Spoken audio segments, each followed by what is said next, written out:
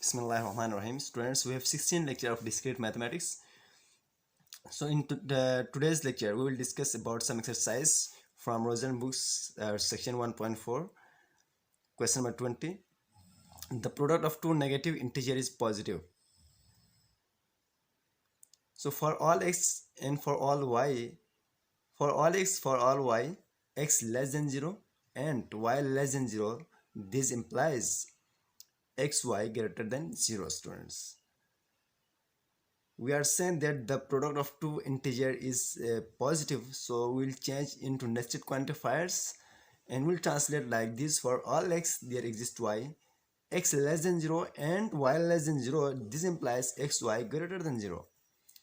Why conditional instead of and? The average of two positive integer is positive, and you should give the answer of above question. Why conditional instead of and? Why we use conditional instead of and? It is to be noted. And the average of two positive integer is positive, so we can translate like this: for all x, for all y, x greater than 0 and y greater than 0, this implies average of two integer is positive.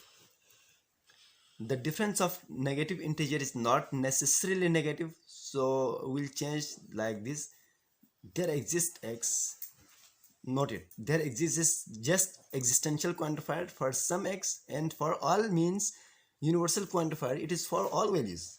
So the difference of two negative integer is not necessarily negative. It means there exists some element,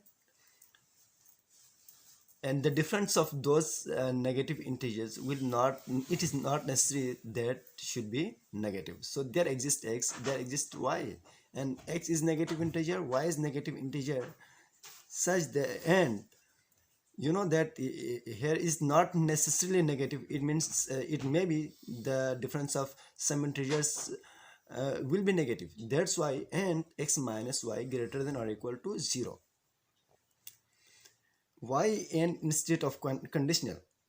You know, in above here we use conditional statement, and below we use in and. Why what is difference between these two?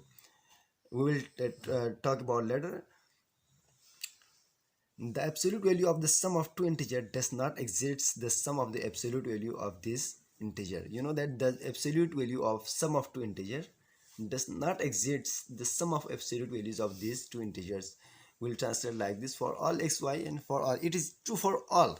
That's why we are changing into universal quantifiers. So for all x, for all y, x plus y, absolute value of sum of two values less than or equal to sum of two absolute values, integers. Note it, x and y are integers here. So inshallah in the next lecture we will discuss about question number 24 from the Rosen books. For today's lecture it is enough for today, so inshallah I will meet again. Thank you.